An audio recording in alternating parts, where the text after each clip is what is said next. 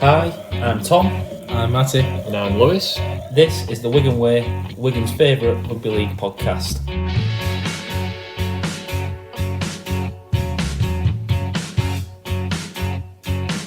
He'll put you in his trap 'cause he's a union man.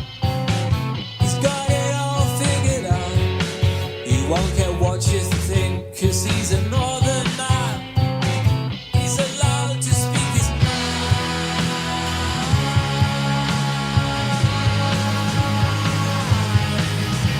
His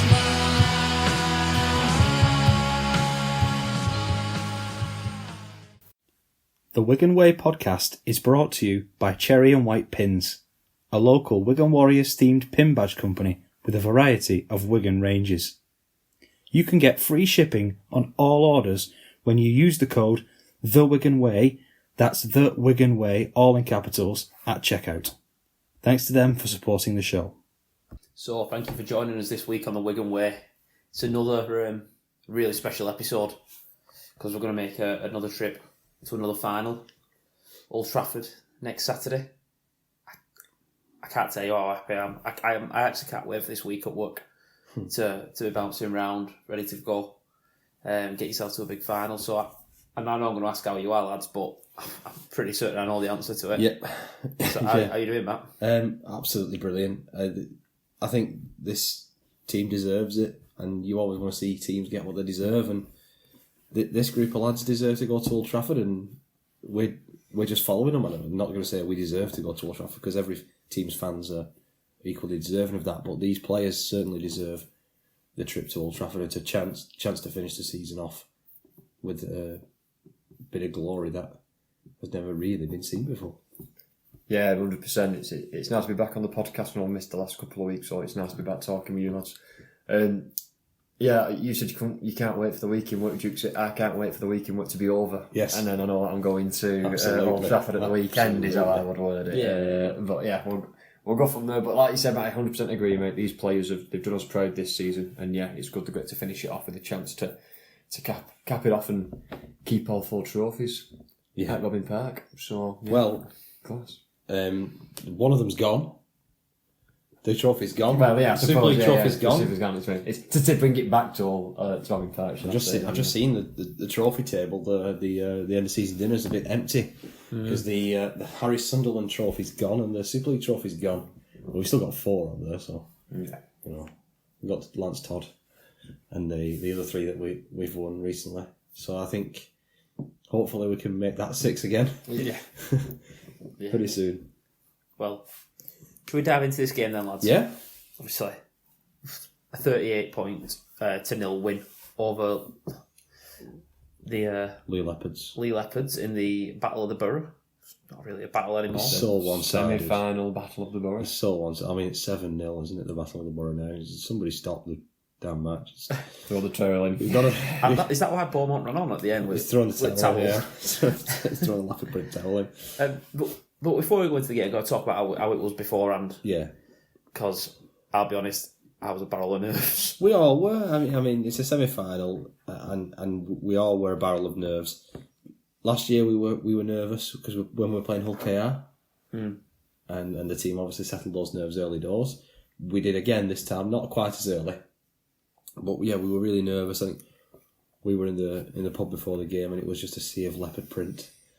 I think because they're more obvious who the Leigh fans are now. They all wear the same sort of Proper stands out. Yeah, and they were singing the songs in the pub, and they were, what was that thing that guy had, Vuvuzela or something? Vuvuzela. Yeah, Vuvuzela.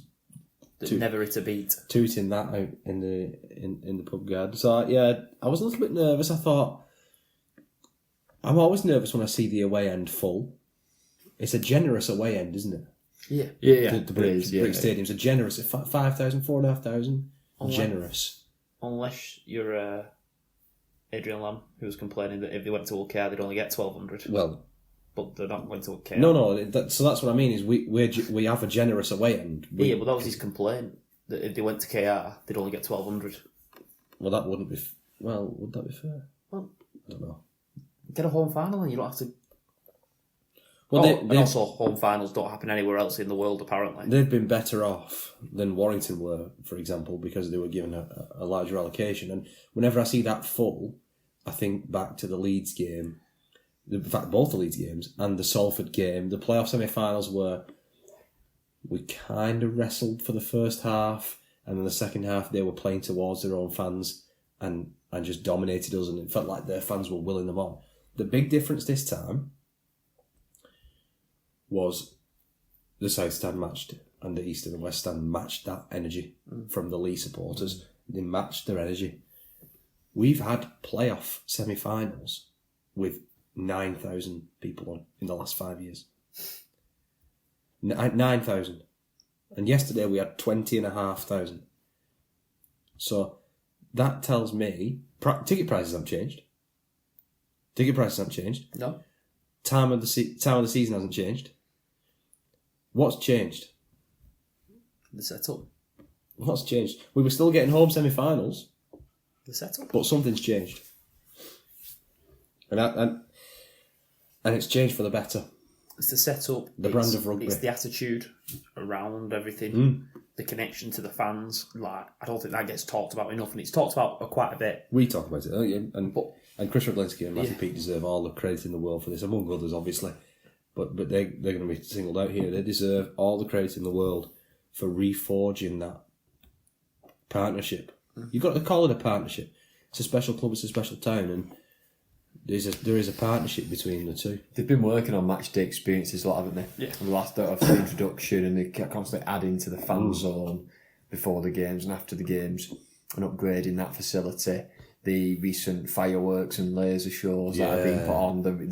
We had a Freddie Mercury. ABBA tribute list time. Freddie Mercury Freddie Mercury, wasn't there, and stuff. So like they are trying to add to the match day experience, aren't they, I think, and fair play because it's paying off. And it said we've got more fans coming through the door. So there's that feeling. I don't know about you. It's no longer you just going for 80 minutes of rugby.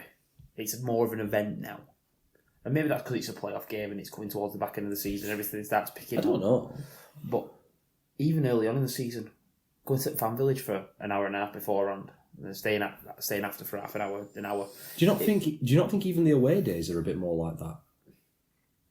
I know away days have always been like that. You've always had that sense of belonging when you go on an away trip, but it does feel like there's more of a connection now after the games. Maybe it's just because we're winning more away from home. Maybe that's the reason. But it feels like there's more of a connection between the fans and the players and the staff. Yeah. After games, like they genuinely seem to appreciate us, which hasn't always been the case, unfortunately. And the fans have always been turning up in numbers, but the numbers are increasing. And look, I never what was get the average attendance this year? Something like it was 15.5. Actually, Professor Brooks said it today. 15.5, which is the highest in Super League, and it's up at least 1,500 from last year, which was up again from 2022. So positive signs, and I think I'm not one who criticises bandwagon fans. There's plenty of room on the bandwagon. Brick Stadium's massive. I don't care about what people throw criticism at day trippers and people who won't turn up in Norweb shirts when it's St Helens. I don't care. I don't care for Just get to the ground. Yeah, I hope they enjoyed it. I hope they come back again next year. I hope they buy a season ticket, half season ticket, or they buy a piece of merch, whatever. There's plenty of room on the bandwagon. Yeah. I don't care about levelling accusations at bandwagon fans. Get on board. Because it's a good ride. This. Yeah. It's enjoyable. It's the best place to be watching rugby at the moment. That yesterday and Friday night. We'll talk about Friday night as well. But that is rugby league at its best. Yeah. Working class northern towns, with a splash of worldwide talent. And obviously we're all expansionists around this table, but the crowds there, 20,500 at Wigan versus Leigh, sold out at Hull KR and Warrington, both parties selling out their initial allocations for the grand final. That's heading towards a sellout potentially. It's going to be probably the largest grand final attendance in a decade. That to me is what playoff rugby was when I was a kid. Yeah. And for some reason, and I genuinely don't know the reason, but for some reason, playoff rugby started to get lower attendances than regular season rugby, and it started to feel flat. Do you think it's because they messed about with the structure for a couple of years and it might have put some people, like you're saying, who loved the playoffs as kids off, and then when it changed back, they couldn't get on board with it again? I'm thinking like when you used to have the Super 8s, the Middle 8s, I know that's been gone for a while now, but there was a bit where probably people went, oh, it's not the same now, and then when they went, no, we've changed, it's back to the playoff system, they were like, oh no, it's not the same, like, and it just made to put them off, man. I don't know, it's only a theory. It was top 5, wasn't it? And then top 6 as we were growing up. Then it went to that Super 8. Well, I think we had a top 8. Then because there was a Leeds won it from 7th, didn't it? There was a genuine top 8. Yes. It was a top 8 thing, yeah. Then it went to top 6, top 5. No, I don't think. We definitely had a top 5 for a spell. Recently? No, sorry. When we were kids. When we were kids, we had a top 5, yeah, because I remember Leeds and Saints playing in the first week of the playoffs and then playing again in the third week of the playoffs.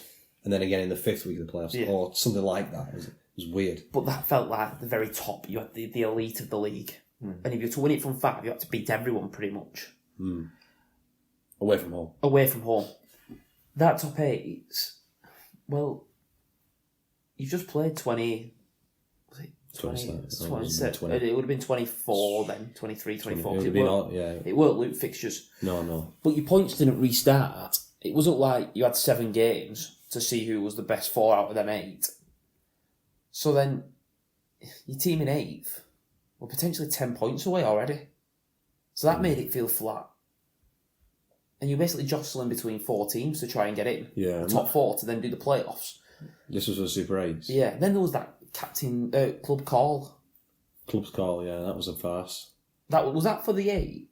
That was when it was a top. If you were top, you could pick out the 3rd and 4th. I don't know if it was for the 6 or the 8, but it was basically, in the situation we were in now, we would have had to choose between Warrington and Leigh. And we would have had to choose last week, and Professor Chris Brooks would have had to sit in front of a camera, or Matty Peter, or whoever, would have said, we have decided to host Leigh Leopards, because we would have chosen Leigh, obviously. And everyone would go, oh, that's very disrespectful to Leigh. Yeah. When in reality, it's not, is it? No. It should be obvious that you'll pick Leigh. They were the lower ranked team. Warrington. I'd love to know, I can't remember, was there ever a season where someone didn't pick the lowest ranked team? I don't know. Like, the only time I think that would ever happen is if Saints had finished 4th. I don't think we'd have picked Saints. We picked Catalan. I remember Lenigan once picking Catalan and he dragged it out. And everyone knew he was picking Catalan. And he dragged it out for ages on this club call. That was pointless. Absolutely pointless. But I feel like all them changes have just made it a bit meh. Also, I mean, I don't know if it's pushed people away from me. I'm not sure. That might be the reason, or that might be part of the reason. It just felt like for a while, playoff rugby was so flat. And apart from away playoff rugby, away crowds were still doing okay, but it just felt like, oh, here we go, turning up for another playoff game, and oh, maybe we'll win and get to Old Trafford, and then we'll go big again, because the grand finals always felt big. But it was just like flat. And now, the last couple of years, it's felt mega. The playoffs have felt mega, and that's what we need to get back to. Playoff rugby. The reason we do the playoffs, and the reason we don't award the winner of the League Leaders' Shield the trophy, the big trophy, is because we want these big nights, big moments under the lights. Big players playing against each other, the best of the best, fighting. Not to get eliminated. Yeah. You're on to the next round, or you're on to Mad Monday. No 2 bites of the cherry anymore. Just you're fighting for your survival in the tournament. And I think the system we've got now is the best we've had for a while. So you're right there was a system. They've messed about with the system, but the current system is the best they've had for a while. There's genuine competitive nature now for the 5th and 6th spots, and 4th and 5th and 6th spots every year, which is good. There's a genuine competition. Teams are desperate to get in the top 2 every year. Yeah. So I think the current system is as good as it's been. And I think the crowds, for whatever reason, that were not on board with playoff rugby, are now back on board with playoff rugby. Yeah. And it is so good to see. It is. It's good for our sport. Right, shall we dive into this game? Yes. 38-0, 18-0 at half time. Talked about how we felt before it, but I don't think we could have had a much better start. It was.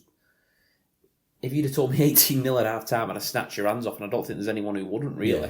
Yeah. You 12-0, 10-0, 18-0, you're in control. You're genuinely in control. And I think the try just on half time, which I'm sure we'll come to, the try just on half time was a killer blow. Oh, big time. Really Killer big blow, the time. The second thing is, Marshall if you try. go in at 12-0, the first try after half time is The the one that most matters. important, because if you go to 18 Yeah, it breaks yeah, their yeah. hearts. If it goes 12-4, 12-6, their fans pick up their Yeah. momentum, you're fighting now. So to actually get the one to just take it to 18 just before half time was, I think, the killer blow. That just broke Leigh hearts a little bit. Well, before we get into it and what the details of what happened, 2 tries for Marshall, 2 for Sam Walters, coming in for the missing Liam Farrell. Yeah. Yeah, he was ill. For 2 weeks actually. Yeah. He was ill. Hopefully he'll be fighting fit for the grand final. Looked alright today, and he seemed bullish about his chances of making the grand final today. So hopefully he'll pull through. I think he'd be gutted if he missed it. Yeah. The final. So yeah, hopefully he'll be fit for that. But Sam Walters, what an understudy to come in. Found out he was playing Friday night, late Friday night. Found out he was playing. Not been in the team for a few weeks. Been 18th man. That's what he's there for. I mean, you bring in somebody like Sam Walters in. How many teams in this league does he not get into? Well, I think there's only Saints, really. They're second rowers. they've got some good second rows, yeah. I mean, he'd be probably on the bench for Warrington. Yeah, I think he's a fantastic player, and obviously he showed it in this game. It was one of his best games for Wigan. Well, we've been impressed every time we've seen him, haven't we? Yeah. Sam Walters. I said to you, didn't I, at the game, Jukes, I felt a bit sorry for him in a way, because I feel like probably Walters, he's probably just been hitting confidence where he come to us from Leeds, where it was like, kind of like the next big thing at Leeds. Everyone was asking why on earth have Leeds let him go type thing. He comes to us. He's obviously behind Farrell, he's behind Isa, and he's behind December, and rightly so, because I think they are 3 better second rowers than Sam Walters. But for him to come from this kind of like the big star at Leeds to just being like 4th choice second rower for Wigan, probably then he got an injury, didn't he, at the start of the season? Or you said he got an injury, he got a ban that we thought was a bit soft. It should have never really been a ban. So I think he probably had his confidence knocked really. But it's nice to see him on the score and enjoying it. He was scoring the tries, he was giving it the big celebration. He loves that celebration, doesn't he? But it Puts was his nice arms to see. out. I think he can touch the east and the west stand when he does His that. wingspan. But he loves it, doesn't he? It was good to see. It's good to see. He's nice. He's a young lad. He's a good player. He's been really good, like you said, Matt, and we've called him. So it's great to see him enjoying his rugby. And if we're going into next season with the same 4 second rowers, and I think they're very, very strong 4 second rowers. And obviously they can't all play every week because there's only 2 spots, and we don't tend to carry a second row on the bench, although I might like to see Walters in that 4th bench spot. We did for a long spell last year. Played as a prop and almost in the Pierce Paul. Sorry, we did for a long spell last year. Yeah. Long spell this year when Walters came back after the Challenge Cup. You've got to remember as well, he was really unlucky with that. Obviously, he missed the 10 weeks with his broken collarbone, and he'd have been sat thinking all that season, all pre-season, I'm going to come in, I'm going to get a chance at the start in a pre-season game, go out there, smash it. Not hopefully, but someone misses a game for whatever reason, a ban or a little injury or whatever, and I'll get in and I'll be flying and I'll prove my own thing, and I'll make that spot when my Isa own. suffered his horrendous injury right in front of us, and I don't want to relive it because it was a horrible moment, and then looking at Isa's leg on the wrong direction, he wasn't ready to come in because he was still recovering from his own injury. And look, Junior came in and absolutely took that by storm, but who knows who would have got the nod there if Walters was fit and ready to go. That's what I mean. Then he comes back after that 10 weeks out. His first game was at Salford away, I think. Might have been Cass, or no, his first game was the Challenge Cup semi-final. His debut for the club was the Challenge Cup semi-final, where he got the try assist for Wardle and he played in the blue. He did about 15-20 minutes off bench, definitely. And then the following week he started. Did he start? I think he started. He started, but he got banned. The week after, so the following week, he might have started. It was Salford away, and he got banned. He got banned in the cup. Yeah, he got banned in the cup with his 10-15 minutes that he did off the bench. He got banned there. And then he was 18th man for the cup final. Yeah, He played the week before. He played the week after. Because we were impressed with him at Cass, weren't we? Yeah. Yeah, we were impressed with him at Cass, and we gave him some raps there after that performance. We played the full 80, I think. It was weird that, but then obviously you come back after that, then you can't really get in the team because Farrell and December are doing their things. You get in a little bit alongside Farrimond and Hampshire. With Farrell's injury. Farrell going into 9 for a spell. Yeah. But you're playing with Jack Farrimond and then you're playing with Ryan Hampshire. Then everything's changing. You've got Eckersley outside you. It was a weird, difficult time for him, that. For someone who's thinking, if I can just get in and do a job. And he got a lot of stick. I'm not sure most of it was warranted. No, I don't think it was. But should we go into what happened? He played great in this game. He did. Yeah. Man of the match, wasn't he? Yeah. Thanks, I think he deserved Sky it. Sports giving him. I might have to give Jay Field a nod, but it would be close. Yeah. There's 5 or 6 who could have won. They were all fantastic. The whole team was brilliant. Yeah, but First try. Come off a really nice setup, first of all. An Ellis offload. Havard took it in. He did really well. Just a step at the line, and he got Asiata one-on-one. Gets a really quick play of the ball. And then as soon as you see that shape of Ellis to Smith, and you can see Field running. yeah, December's lined up Gareth O'Brien one-on-one. So O'Brien's worried. The centre's then got to pick whether he goes for Field or Wardle. And I think it's McIntosh on that wing has then got to jump in on Field. Jumping on Wardle, sorry. Field makes a brilliant pass and cuts out to Marshall. It's just... That's a try that you draw up on a board and say, this is the way we're going to attack. It's almost perfect. It's really good, though, for them to keep the shape. Yeah. Because when Ellis does the offload and it goes to Havard, there's a chance that everyone kind of runs and tries to get flat or whatever. And it's nice just, obviously I'm guessing it's Harry Smith and Jay Field organising the attack on that side. Just saying, we'll keep the shape, keep it. And then they've still, after the disruption to Leigh's defence from the late offload from Ellis, it's like, right, we know there's going to be some space now because we've just disrupted the defensive line. Let's get it out there. And the execution, especially the pass from Field, was spot on. and the pass from Field was spot on, but the pass from Ellis. To Smith. Ellis has never done this before this year in his career. Yeah. He's never had to do this. He's always been a forward, hasn't he? He's not been a ball playing loose forward. He has now turned himself into one of the more reliable players in the Super League as one of the Premier 13s, ball playing 13s. And I'll be honest, I knew he was a solid player, and I thought he'd be a solid 13. And like Oliver Partings he's a solid 13. Partings is a good 13. Morgan Knowles, solid 13. Makes his tackles, makes some good Makes carries. his tackles, makes some good Plays carries. good minutes. Never lets you down. But is he going to be a slicky ball player?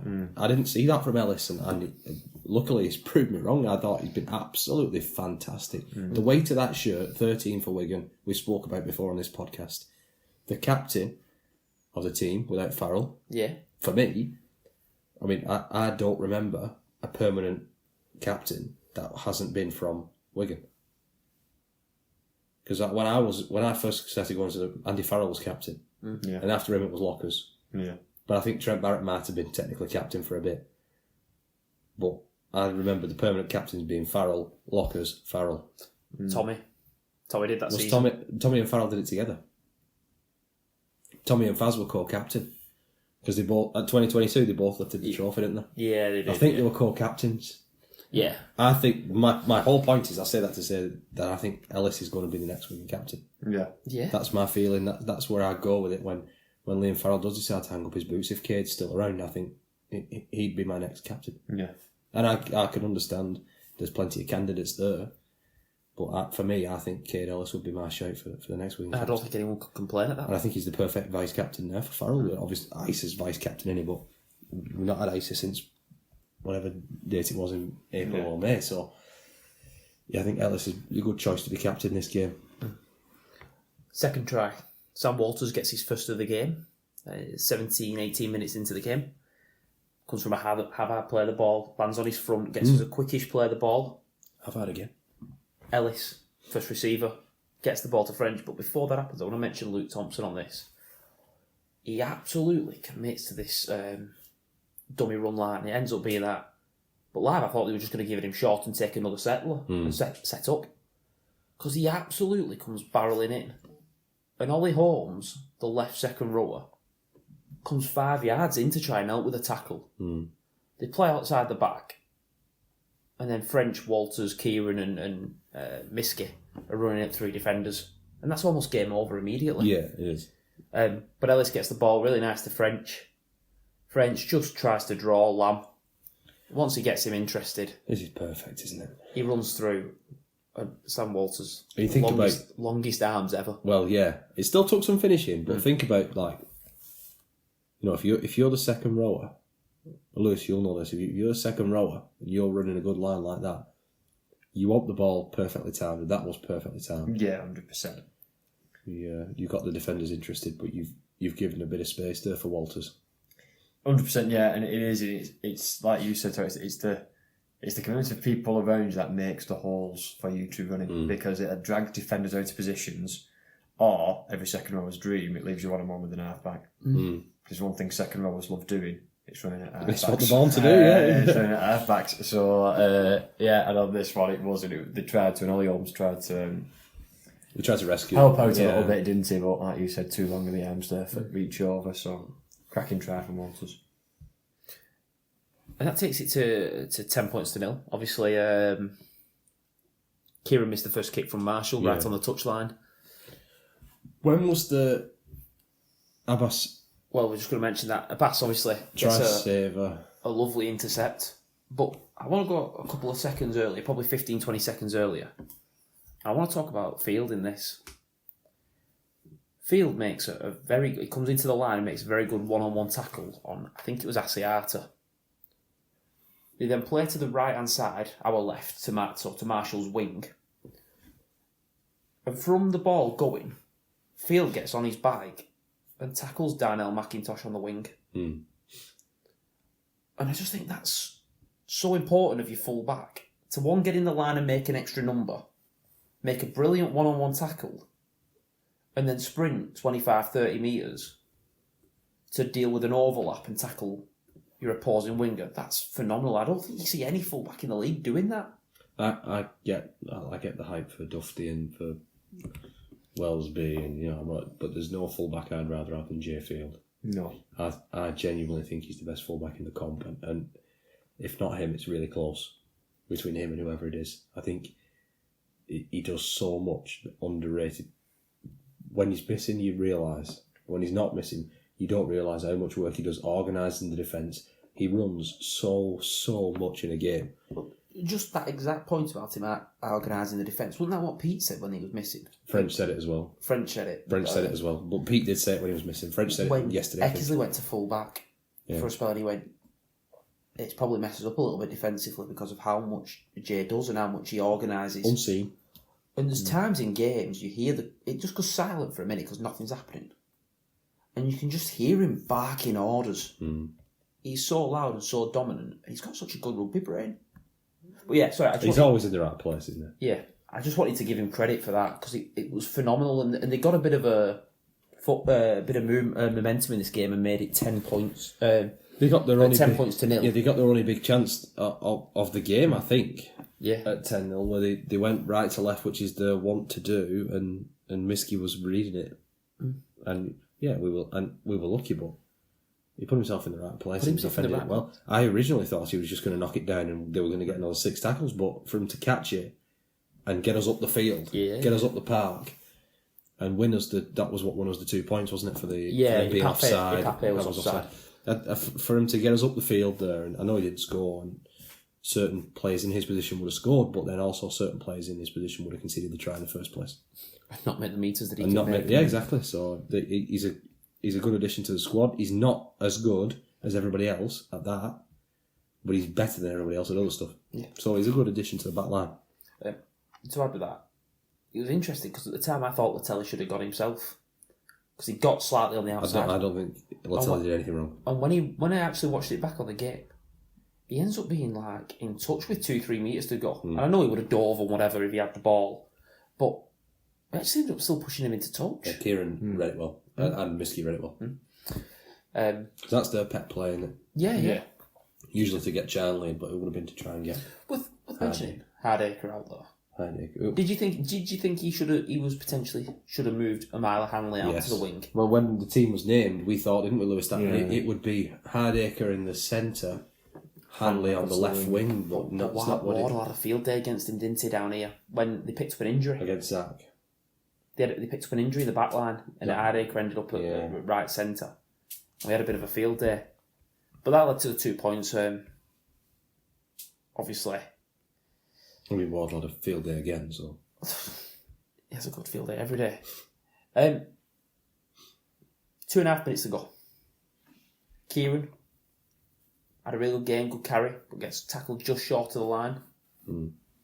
Gets up, quick play the ball, and then it's just Bevan to Smith. Field. Now, obviously, Smith does really well taking it to the line and drawing his man. Gets Jay that little bit of room that he needs. Picks out a perfect pass. Again, I know Wardle's not had his hand on any of these, but each time he's been nailed by the opposing winger. Running a great line. And it's a brilliant pass from Field again to put Marshall in under the sticks. Yeah. Not under the sticks, but a lot closer. You know you're executing well when your winger's going over untouched. And he's done it twice in the first half.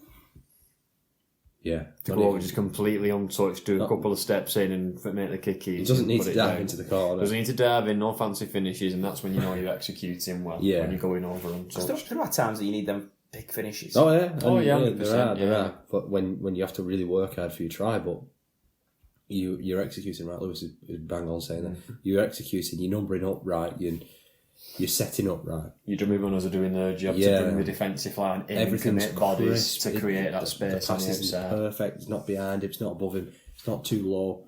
You're set up on the exact right spot. You've numbered up perfect. So yeah, I think you're right there. When your winger goes in and he's not even had a challenge, it's just in his stroll. You know you've done a good play. Again, I've just got to mention it. What I love about this is that shot. We hit him on the right hand side and Kieran gets tackled just short. But we put the same play on. It was Ellis to French to Field on the right hand side, and Field tried to put Kieran in. And this tackle after, Field's got on his bike. They've set up French, Smith, Field, and within one tackle, we've attacked your right hand side, and then we're scoring a try on the left hand side. How do you defend against that? Well, you don't, do you? You don't. A lot of teams take a settler though, to balance them up, get the numbers right, and then have a play. But it's that just keep going at them. It's brilliant. I love it. And we said before it was an important try, that one, an important goal as well. 18-0. 18-0 is a lot different to 16-0, and it's an awful lot different to 12. So an important try there for going into the sheds at half time. 3 scores converted up. So 18-0 at half time. What were we thinking? I had a bit of a feeling of, if there's no points in this first 10 minutes, I'd take this to start this second half being 0-0. Yeah, because you think, right, this is their last chance. They're going to come out here and fly and really throw themselves into everything and have a hot 10 minutes. Yeah. Because that's can just the weather only that. that's the only thing they can do at that point. And when you're 18-0 down, that's all you can do. So we just have to weather that, and then we'll be okay. I was thinking a similar thing though, Duke said.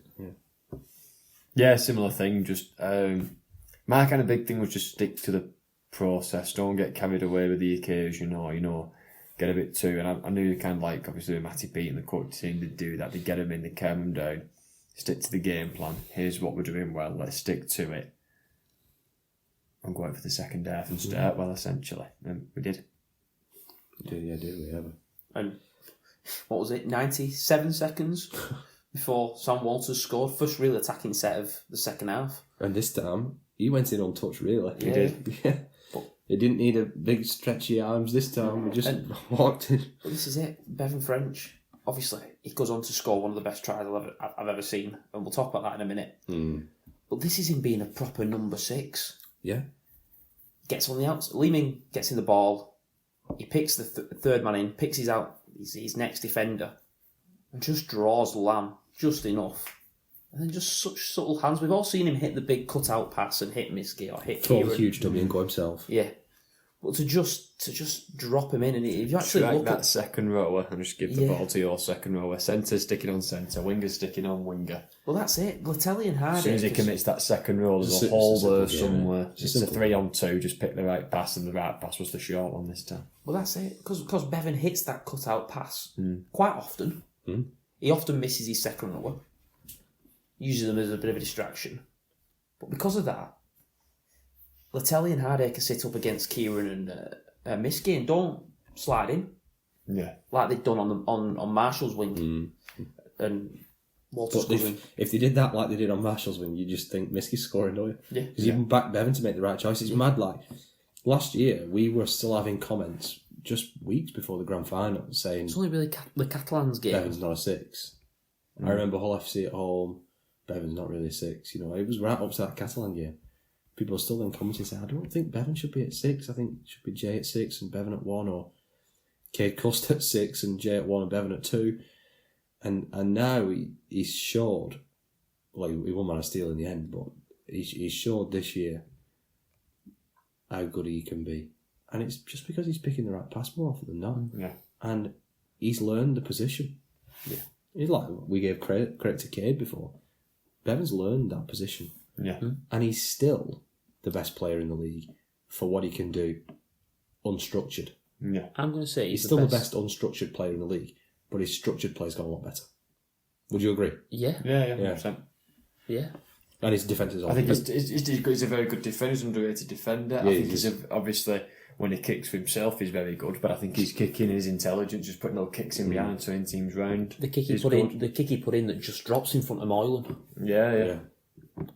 A lot of people overkick them just to dink it in and put him under pressure and make him run the ball because he's obviously carrying a bit of a knock and whatever. We're going to go on to his spectacular try, and this is the other side of Bevan. Do you think he's... I've just got a question while we talk about him. Do you think he can still improve as a 6? I think he's still got more and more to come. Within set plays, structured plays, maybe. I think he's still got... I think for Bevan, he does drift through games sometimes and then just has a moment of magic. And I don't mind that from a 6. No, I don't. I think, though, he genuinely has the ability to go to that next level. When he dropped that kick-off after Walters scored, 10-0, my dad said, he'll do something special now. And yeah, he did. Yeah, he did. And you know, the World Cup Challenge, he did that special moment that got chalked off. And I was thinking, Bevan didn't get a special moment. Actually, he set up the Miskey try. he threw that beautiful ball to Miskey. Then he threw another beautiful ball for Miskey, which ended up getting Icer in. Leaving back in off on the inside. Leaving back in off Ice's ball. So actually, he did have two mega moments. And he probably had some mega moments in defence as well. But I only say that because he only said that half a season at 6 last year. He's missed, was it 10 games? 9 games this year? I don't think he played 20. But 9? What do you always say, Lewis? Big games are won on. 2 things you always say. Effort and moments.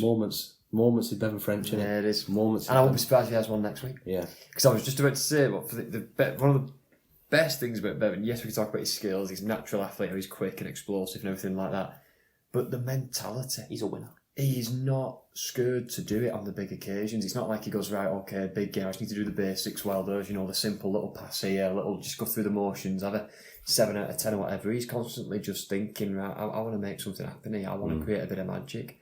And you can tell, I think you've talked about this before, Matty, about the people who come in playing touch rugby, and you can tell, they just tell what's in front of them. They'll put the step on, they'll put the little kick in behind here and try stuff. And he's clearly got the back of the players and the staff who just say, go out there and play, Bevan. Yeah. I'm not going to coach you, just go out there. You hate it, play eyes up, play what's in front of you. But we'll back him if he makes a mistake. 100%, yeah. Because you've got to do with a player like that. And you know what, I'm sorry, I'm going to go back to it, because we watched the extended highlights before. And I said to you, my favourite thing I saw from him was 5 minutes in. We go down the short side. He gives a bit of a dummy. Just hits the line hard. Gets tackled short, about 4 yards out. And then we're saying to him, come on, bring it 95 metres. But you just know, if you're Ollie Holmes, Lachlan Lamb, Latelli, Bevan's feeling it. He's running at us. Or no. And then he beats you with them passes later on. And I just think that's the brilliance of him. Yeah. This try. First of all, he gets the ball out to Kieran, and he's nearly 5 metres ahead of Kieran. And I just want to mention that, because we talk about the brilliant player that he is, but it's the rugby brain of these players of Fields and Smith and French, that he goes, actually, there's nothing on for Kieran. I've maybe not thrown it, because I don't think it was a great pass to him. It was slightly behind him. And just made Kieran stand up a little bit. And he sprints to get back on side to get the ball. Kieran obviously finds him. He does his weird step where he's got steps facing backwards, spins himself around. No other player on the planet would be facing their own try line, and you still think, "Oh, they might score it." But then, But the defenders have to sit off, because if you dive out at Bevan French, you'll make it look really, really stupid. So the defenders have to just stand still. Yeah. If he's standing still, you have to stand still, and then he's quicker off the mark. Yeah. But that's it though, right? Because I was stood there and people go, "Hit him!" And I do it at games when someone throws an offload and we're defending. I just go, "Stay in a line, Wigan. Just defending the line. Just stay in a line because they're not going to break us, and they can pass it along as much as they want. We'll just slide and deal with it." If you step out to Bevan, well, he'll beat you and make you look silly. And he either gets through an half gap and makes some space, or Walters is in again, or someone's in again, yeah, or you make his mind up for him and he just does what he wants off that, or you bite a big dummy, so you just have to stand there. But now in the last 3 weeks, he's put 2 kicks in behind, collected them, and scored. Because it's just brilliant. He also sidesteps Zach Hardiker while he doesn't have the ball. Yeah. He sidesteps him before he picks the ball up. That's unbelievable. And it is that touch rugby brain, growing up playing not on grass, playing on concrete, growing up with no coaches, because there's about 10 people that live in his town, just playing. And just not being too structured and just playing what you see and just playing as good for... Don't you dare say eyes up footy. No, I mean, it is though, isn't it? It is. It is, but I think it deserves so much more credit than that. That's not just seeing someone out of the line.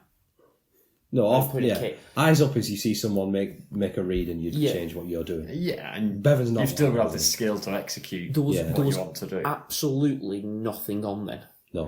And I was thinking it's 4th tackle or 24-0 up. Just drop it to a forward and take a settler. And we'll have a go. But that's the thing. What I want to go back to. That's what I was saying before. Anybody else in that position looks up and goes, "Oh, there's nothing on here." Runs it in, maybe takes the tackle and goes to play on the next one or whatever it might be. Whereas Bevan, and he's clearly had again the backing for people to do this. Just as actually when you look up, try something. There's nothing on. I'm not just going to take a set. Let's try something new. Let's put a little kick in behind and chase it, see what happens, see what comes off. If it doesn't, Morgan on a headache, whoever collects it, then we'll just defend it from there and have the backing of my teammates. I think he does. He's got 16 other blokes there that believe in him and that will back him if it goes slightly wrong. And if you're taking risks like that on your other team's try line, it can't go that wrong. Yeah, because you got the backing of your teammates. Yeah, exactly. One more try and it's his mate, Jay Field, scoring off a scrum set piece. Or did he just run faster than everybody else? I don't know. He just ran round. He just ran. Literally. He was flirting with the touchline. Yeah. I didn't know. Obviously, we sit on that touchline, don't we? Like in that stand. And when I was watching his feet, and I kind of went, "Oh, there might have been just a minute there." And obviously, it come on the video ref, and I watched the screen and went, "No, he's absolutely fine." So he knew what he was doing. But I'm glad he got that try because I know we're going back to what we said before, but I feel like because he's had the seasons where he scored so many tries and kept up there with the likes of Bevan and Liam Marshall. I know he's been out for a couple of games with injuries this season, but he's probably not had that this season. No, he's not. And maybe people are going, "Oh, he's having," people who don't watch him week in, week out like we do, or maybe fans of other teams might say, "Oh, well, he's not, he's not having the same season he's had in previous seasons." But like you said before, Matty, I think he's still up there because the stuff he's doing that goes unnoticed. The off-the-ball runs, the covering tackles, the just organising the defence, the just support plays for offloads and just being there at the right time, mopping up things. Yeah. He's doing all that instead. And I think he scored 7.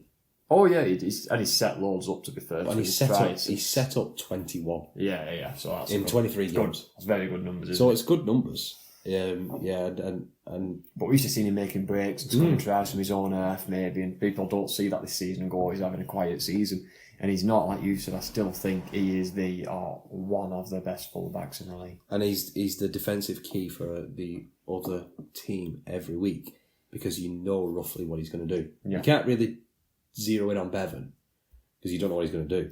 But you can zero in on Jay and eliminate the threat of him. But obviously, it makes. I think that's why Warren and Marshall have scored 40 odd tries between them. Yeah. Is because Field's been bottled up whenever he's played. Yeah.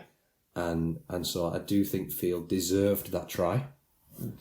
And he got the try that his performance deserved in that, and I think he had a really good game. He was my man of the match. Yeah, for his 2 tries, for his organisation and for his try. Well, look at that, he's been involved in 3 tries there. And that's, again, he probably has been involved in the ones with the runs he's making, which makes the hole for Walters to run through or whatever, because he's running out the back. Yeah. But in the ones where he's had a direct, he's either threw the pass or scored it. How many has he had where he's thrown the pass and someone's just... Well, he throws the Wardle and then Marshall's in the corner or something like that. I mean, yeah, he's been fantastic. He's got his hands over a lot of stuff everything. in that team. Well, he's full back and fullbacks do, but he has had his hand over everything for the last few weeks, and this game was no different. One thing I've loved is when he goes and sits. He did it a lot early on when we were set up, and he'd stand on a short side. And just sort of bring an extra defender over and whatever. I just think that's brilliant. Yeah. It was a very good game, like we said. Leigh, a game too fair. Yeah, well, it was always... He had obviously a very big match. It was almost like a final for them against St Helens at home, which they won, and then obviously they had to go and play Salford. Well, they had to beat Warrington as well a couple of weeks and before. Warrington a couple of weeks before. Was it just a game too fair? They've had to win I think it's 12 out of 14. They've had to be almost perfect for 3 months, and you can be, but you'll run into steam in the playoffs. If you have to be do or die for about 3 months, you'll run into steam in the playoffs. And unfortunately, and to be fair to Leigh, they have given the credit for this. They ran into a better side, and sometimes no shame in that. We've done it before. How many times when we were younger, I'm thinking about 2007, we had a brilliant run to get to the playoffs. We had a brilliant away win at Bradford. We ran into a difficult side and we lost. We had a brilliant win at Hull. We had a difficult game and we lost. There's a reason ultimately we finished first and they finished fifth. Sometimes you just come against a better side who, let's be honest, got it right yesterday. Yeah. But got it right. It was weird. Obviously, I loaded up the YouTube highlights before just to have another quick flick through it. I think I've watched it about 3 times now or whatever. And one of the comments was, unluckily, they'd have probably beat anyone playing like that. They would. Yeah. And that was from a Saints fan. And you go... Probably right. Yeah. We put that performance in again next week, I think, will we? Yeah.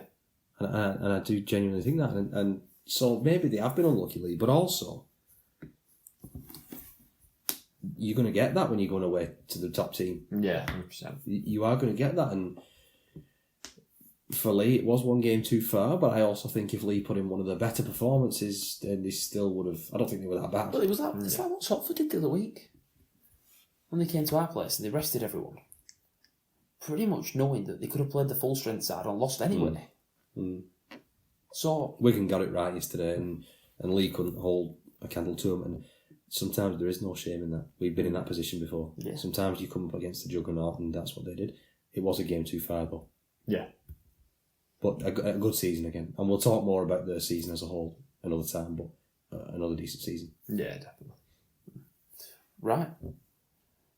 Just before we go on that, last thing, a few key middles that obviously do a lot of minutes for us. Got quite middle stats, come on. They were brilliant, first of all, but obviously, before we go into that, I want to just mention Luke Thompson, 35 minutes. Ellis and Lehman, 45 apiece. Yeah, not as much as usual. Some of the stats reading out look quite average, if I'm being honest with you, for the middles, because they didn't do long minutes. Havard 26 tackles, 78 metres was possibly the standout. December and Walters both made 30 tackles apiece, and 125 and just over 60. But all the forwards really didn't massively play that many minutes. Mago made 60 metres off 7 carries. But I think it's just that we've got minutes. We saved minutes. Yeah, we had a nice run out there compared to our opponents, who we'll talk about next. Yeah. Right. That wraps it up. Can't wait for next Saturday. Yes. Yeah, we're back in a minute.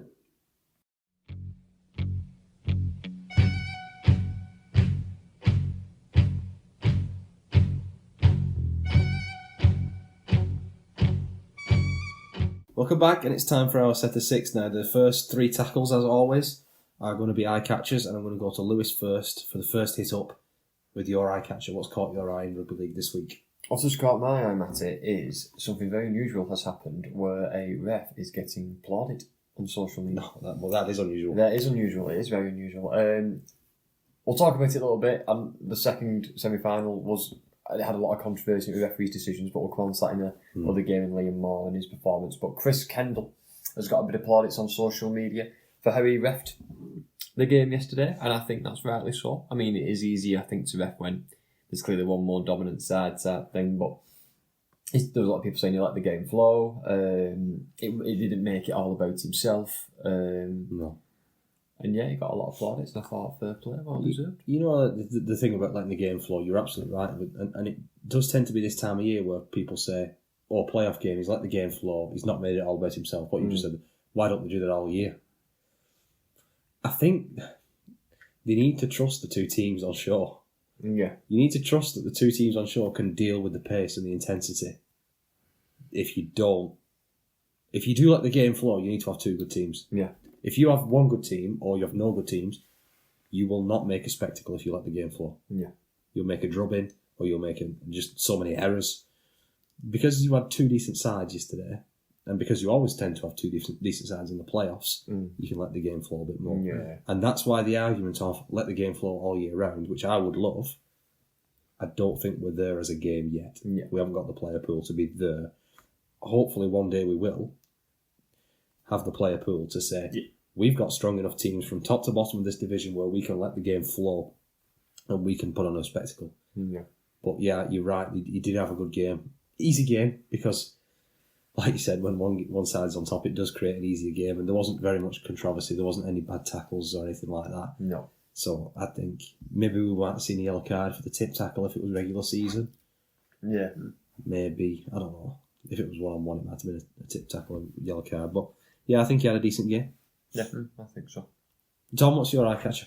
I'm going to throw three stats at you that have caught my eye, all based around the same thing, and it's about defence and defence winning your competitions and winning your big games. First of all, the last three semis that we played: the grand final, playoff semi-final last year, Challenge Cup semi this year, and the playoff semi this year. So two games against Hull Care and one against Leigh. Yeah, in which the aggregate score is 118 points to 18. A phenomenal statistic that we don't concede points. The we other score one, plenty. That's we 118 score plenty. in 3 games. It's 40 a game, near enough. Yeah. The last month, I want to say, since Mikey Lewis scored against us to put Hull KR up 20 points to 12, we've scored 144 points and not conceded a single one. Lewis scored that try. Yeah. I thought Burgess scored the last try. I might have got it the wrong way around. I think Burgess scored the third try, but whatever. But over 4.5 hours of rugby we've played. Wow. And the aggregate score is 144 points to 0. Wow. And then this season, you worked it out, Mate, is it 33 competitive games we've played this year? We have, yes. And 16 times this year we have kept the opponent to less than 9 points. 5 of them are to 0. I can't take the credit for them. That's one of my mates who's looked at them stats and done that detailing. Stats though, aren't they? But it's ridiculous. And we say 20 points, don't we? If you don't concede 20 points, yeah, you should be winning. 18, 20, 22. Yeah, about that region. If you concede, like if you score 20 points, you shouldn't lose. Yeah. So the fact that we're keeping 16 times, which is just under half. Imagine we do it next week and it'll be exactly half. To less than 9 points. That's a phenomenal record. My eye catcher is the academy side. They won the grand final, which I think we might mention in the other results section, but they won their academy grand final on Wednesday, or maybe it was a week ago on Wednesday, I can't quite remember. And they then immediately raced to Bath, I believe, where Wigan Warriors were having their camp, didn't they? A training camp. So it must have been a week ago. It must have been a couple of weeks ago on Wednesday, because it was when we had the bye week. Was it 10 of them that went? They arrived at the early hours of the morning in Bath to help train the next day the first team and get the first team some opposed training sessions. First of all, that's phenomenal effort. Yeah. Obviously, they're getting paid to do it, but it's phenomenal effort anyway to put the shift in to do that. And, the club's asked a lot of them there. They paraded the trophy round at half-time yesterday. But what I didn't know, because we got to the ground late, was I believe after the ABBA tribute band Voulez-Vous had finished performing, the academy lads helped put down they helped set it up. the stage, set up and put down the stage. Oh. And I remember back to Michael Maguire's first few years as this new culture shift of the academy lads outside selling the programmes and Golden Gamble tickets and raising money for the charities. And the reason he did that, he got them all in a shirt and suit trousers, and he'd made them do that. He said, you will appreciate the fans more. You'll appreciate what it means to play for Wigan more if you go and sell the programmes and you go and sell the Golden Gamble tickets and you go and shake the bucket outside and get the coins. And I think that putting the stage up and down and then getting to parade the trophy round, going to Bath in the early hours of the morning and getting the chance to train against the first team will help those lads understand what it means to play for Wigan. Yeah, definitely. So first of all, big congratulations to the academy staff for winning. Congratulations to the head of youth, Shane Eccles, and John Duffy and Joel Tompkins, the coaches of that youth team. But also, well done. Yeah. Well done. Just for being good people. Yeah. And well done for being good professionals already. Yeah, I mean, at such a young age. Right, on to tackle 4 now. Try of the week. Well, it's got to be better than French, aren't it? Yeah. We spoke about it already. We've got to be better than French. So, shot of the week, we'll go with Adam Kieran on Matt Moylan. Yeah, Just good. absolutely Dislodges. Do you notice a good one when the ball comes Yeah, loose? yeah, it's underneath the ball flies When the loose. ball flies loose. He did a couple though as well. Kieran's put some shots on, hasn't he, recently? Yeah, he did. I think he won a shot of the week against I think he had a Salford. very good game. Yeah, he did He have looked a- dangerous on that side. He was stepping on the inside and causing Yeah. problems. You know when he I was think putting he his shoulder in. He was right up for this game. I think I said it to you, Lewis. And I think he looks really good taking ball in. But not massively made up when he just takes it in. When they drop him back on inside, he's coming back towards the ruck. I think he makes some really good meters like that. And I know he scored that try the other week against Leigh. Yeah.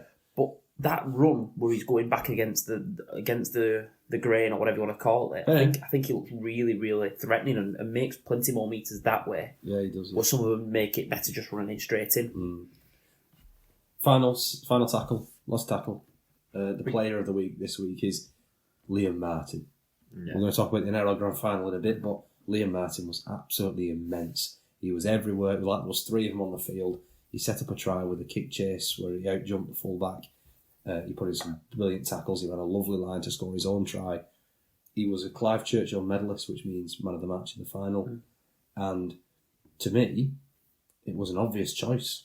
He was an obvious choice. He was the standout for me. He was an obvious choice for man of the match for the Clive Churchill medal. So, player of the week, Liam Martin. I don't know what he's done with his hair. He's growing it long, but he's still the best second rower. For a bit of a crazy look. He's a crazy look, isn't it? That, but he's a bit crazy himself, I think, and he's the best second rower probably in that comp. Yeah. And he had a great game. So that's the set of 6 done. When we come back, we're going to go around the grounds, or Yeah, we're going to look at all the games. let's just look at the other results. Yeah, after the break. We'll see you in a minute.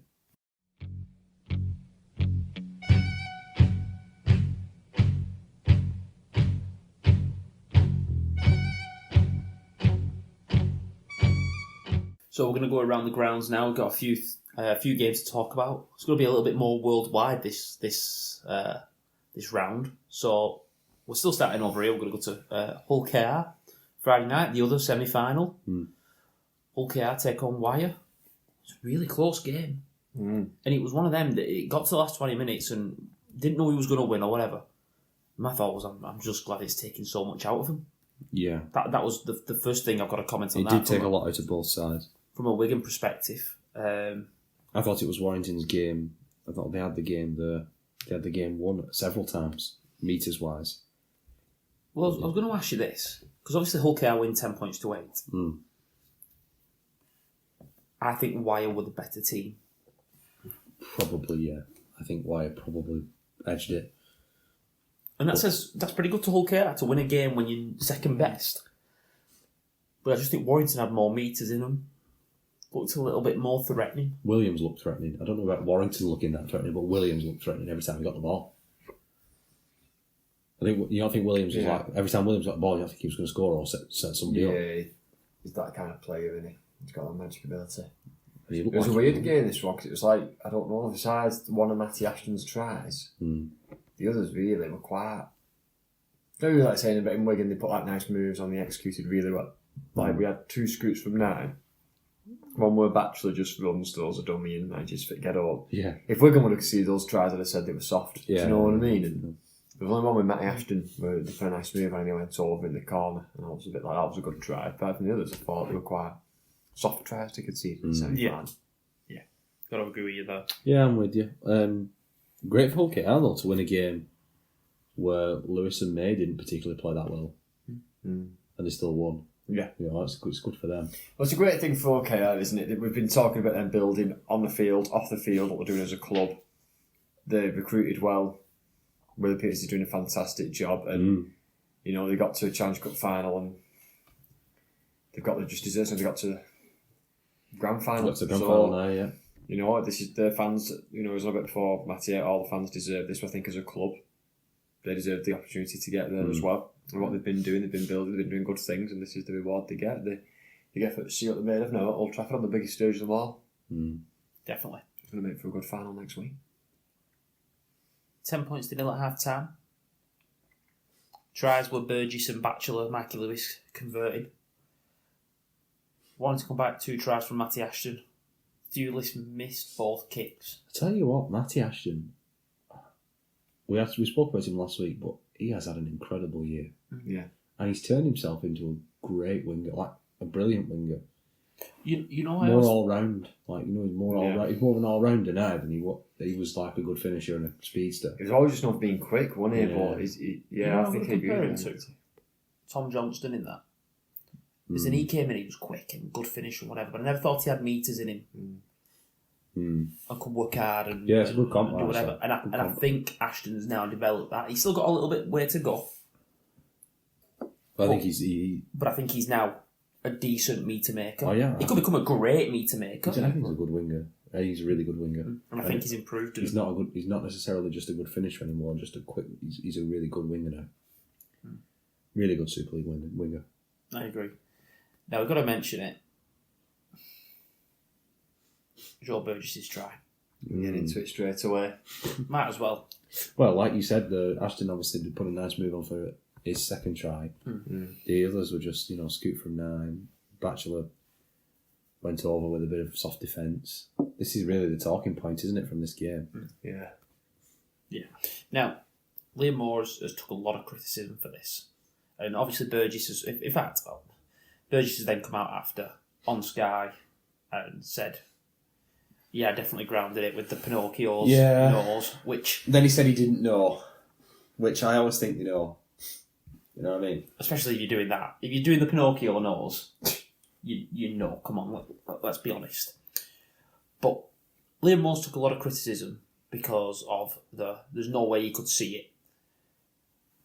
Well, there's an awful lot of times where 3-4 men are in a tackle and they give try. This isn't the first time this has ever happened, first of all. But I want to take you to the RFL rules, which says when the referee's onside, the referee should not disallow a try because they were not in a position to see the grounding of the ball. So it's the old-fashioned benefit of the doubt rule. Well, if you think the ball's he down thinks but he's you don't grounded know, give the try on the field. If he doesn't know, because he has to make a decision, try or no try, if he generally does not know, that rule tells me that he's meant to, like you said, old rule benefit of the doubt. If you do not know, you send it up as a try and you benefit the doubt to the attacking to the try score. But this is it, though. He's gone to the video ref because he doesn't know. Otherwise, he'd have just give try. Yeah. Also, I'd rather tries not be chalked off because they can't see the ball than tries not be given because you can't see the ball. Yeah. Does that make sense? Yeah. So I would rather benefit of the doubt goes with the attacking team. Yeah. No, Unlike in cricket where it should go with the batter. Yeah.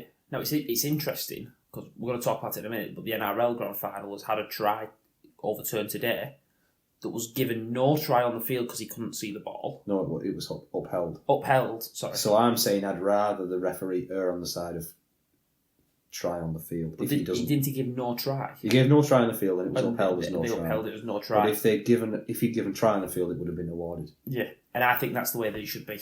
So this whole rule with the obviously we've had the change over a couple of years. The ref has to make a decision, and is that to try and stop the whole when it went up to the screen back in the day? It used to come up, try benefit of the doubt. I do not know, so I'm going to give a try. Was that why that rule was introduced to try and stop? So.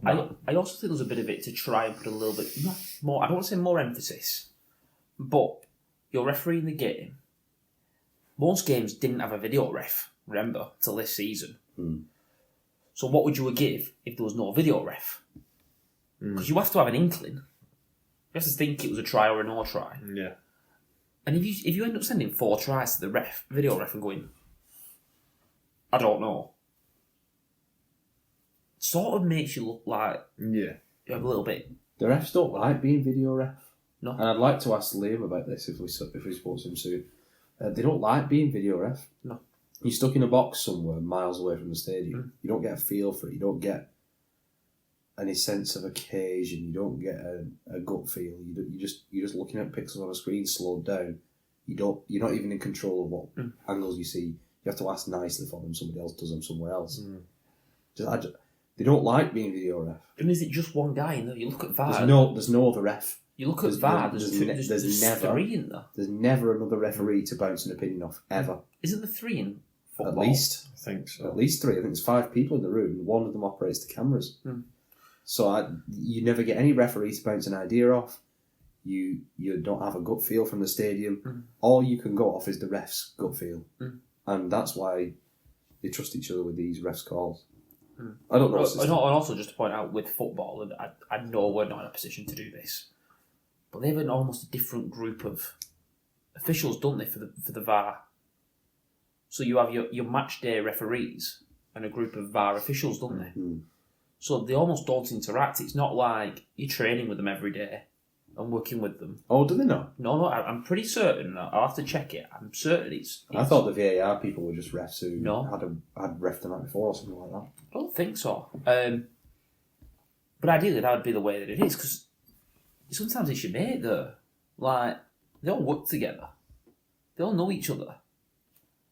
And I don't think they'd be that bothered about being overruled. No, I'm not saying that, but I think it's tricky to overturn this one.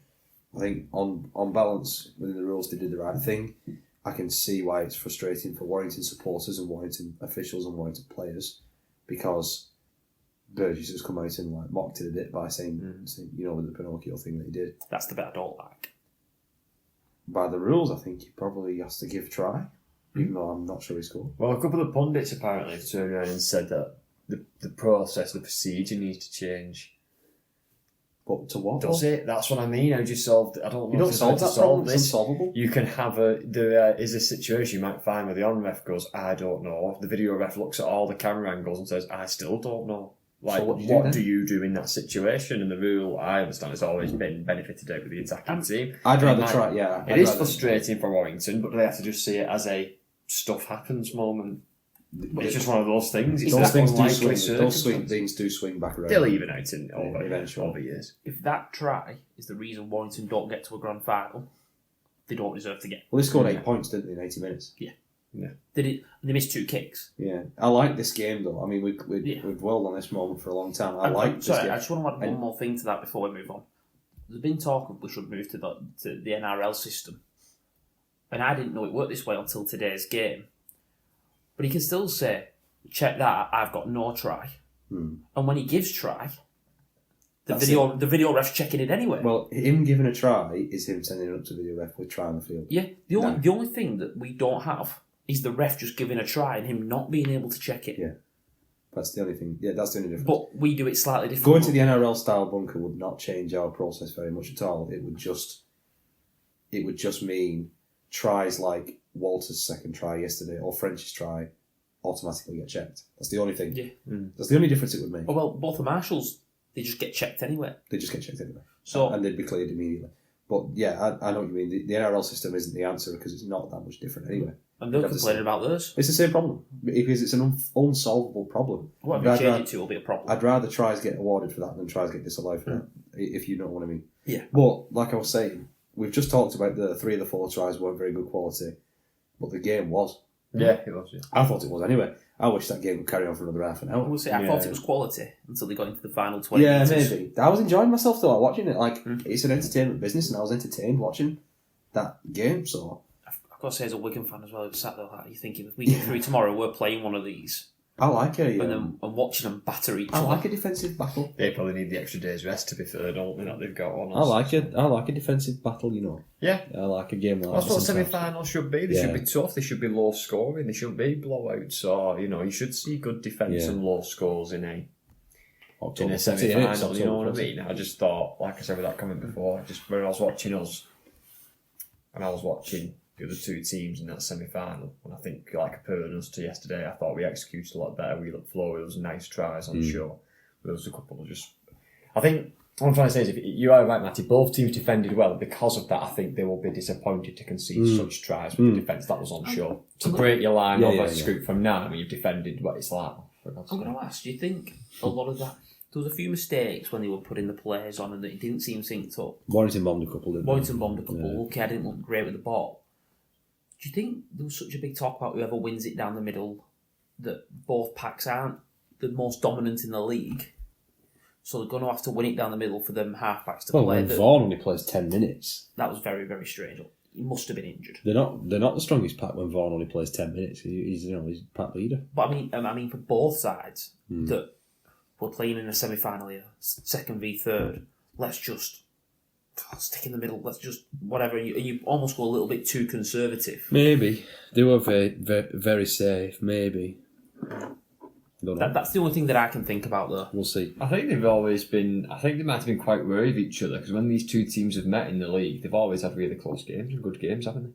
I know Wire turned Holkay over at Holkay, and then Holkay returned serve when they went to Wire. I think it was two Thursday night games. They were both brilliant games, yeah. And they were, so I think they just might have been a bit wary maybe of each other with the games that they've had so far. Good point, maybe in a semi-final. Good point.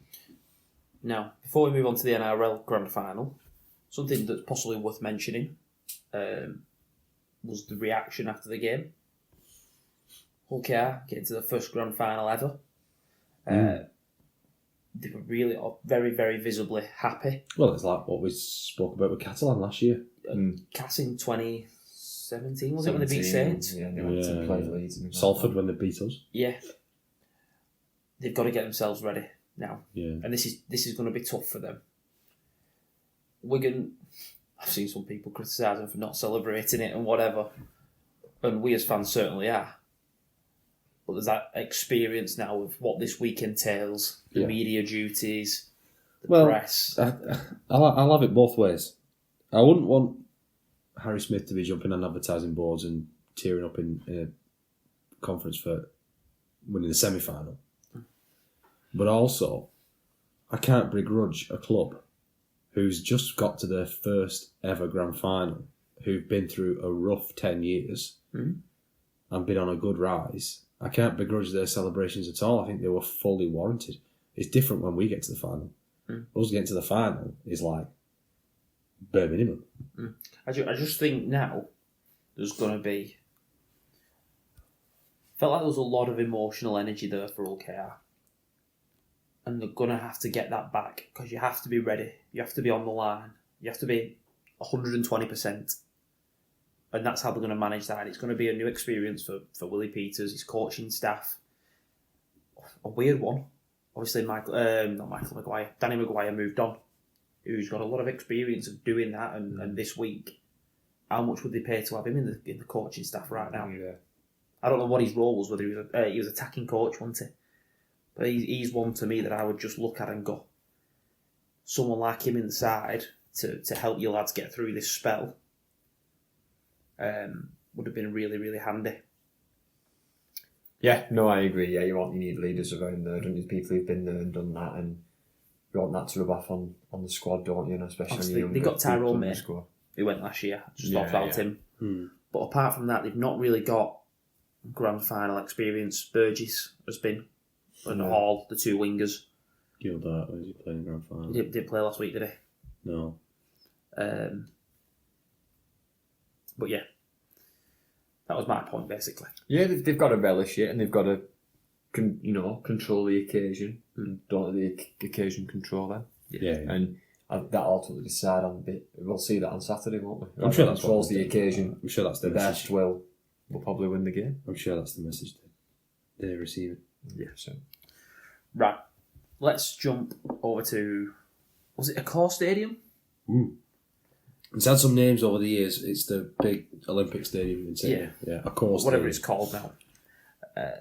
Melbourne finished top. Panthers finished second. Best two teams. This. Same thing as what's happening here. First v second, the two best teams of the league. Should get it to your grand final, really. Yeah. Penrith win 4 in a row. 14 points to 6. 4 Pete. It's ridiculous. they just know how to win big games, don't they? They are absolutely breathtaking, and they get in front and they just close the door. And last year, like, they had the mega comeback, and they're known for good comebacks. They got in front this game and just closed the door. There was a stat about 4 weeks ago, and I'm sure I listened to this on the Phil Gould podcast, was that in the last 3 years, they've only lost something like 2 games when they've been winning at half time. Something like out of 84 games, they've only lost 2 when they've come behind. It might be the last 5 years. It was a ridiculous stat, and I just go, they close games so well. It's The disciplined, aren't they? The well drilled, the disciplined, and they give you nothing. And the other thing I want to say, first half, 40 minutes. I'm sure I read that there was only 1 error in the entire first half. It was a Melbourne knock-on. Yeah, I've got some stats for it now. The ball was in play for something like 37 minutes and 34 in the second half. It's ridiculous, isn't it? Considering the average is like 26, 27 of ball being in play when you think The of playoff stoppages. average is always higher, isn't it? Because playoff average is It's always that point, higher. That point I made before about playing the game for. Yeah, you get the better teams and you can do that, and they make naturally less mistakes because they're the top teams. But I just think that's 37 minutes. It's ridiculous. Tries from Melbourne opened the scoring. Harry Grant. Taruva scored 6 minutes later. Liam Martin's try was a killer. 1 minute before half time. Yeah. Took that from going in at half time 6-4 to then coming in at 10 points to 8. It was a great time to score. 10 points to 6, sorry. It was almost perfect.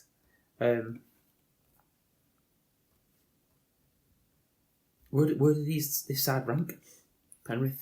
An all-time greats? Well, you're thinking about the Storm side, aren't you? The 2009, 10, that 8, 9, 10, that sort of Storm side.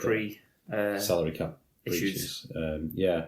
That Billy Slater, Cam Smith, Cooper Cronk. Inglis. There's a Roosters side that The Roosters did the double, didn't they? pretty With Cronk. dominant. Yeah, when they had Cronk.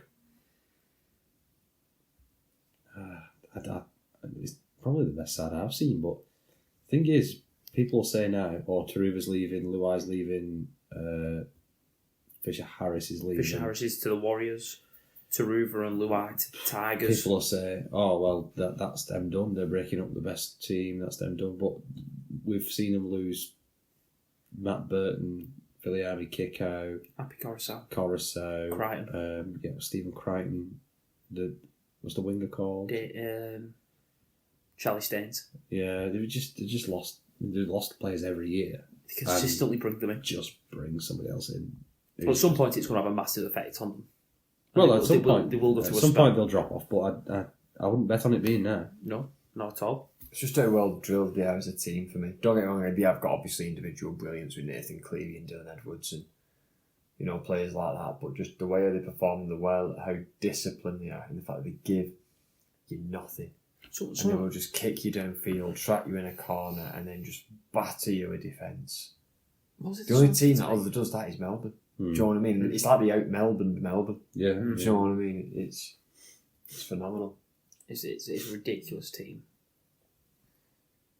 It takes an even better team to beat them in finals. It does. Yeah, but think about we beat them at the start of the season.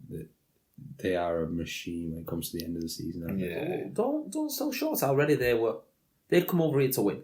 I agree, I'm not saying they were at the best. but they were a lot better today. Oh yeah, but we weren't at our best. I'm not saying we would beat them best for best and whatever, but you can only turn up on the day and beat what's in front of you. Yeah. and when it matters. Mm. Both the English sides have done it. Fair play to Saints. Saints went and did it. Yeah, St. Vincent did it in Australia, didn't they? Yeah. And that it really upset them. They Yeah. thought they were just going to walk out and win. I don't Yeah. think they'll ever admit that, but Yeah. really interesting. Right.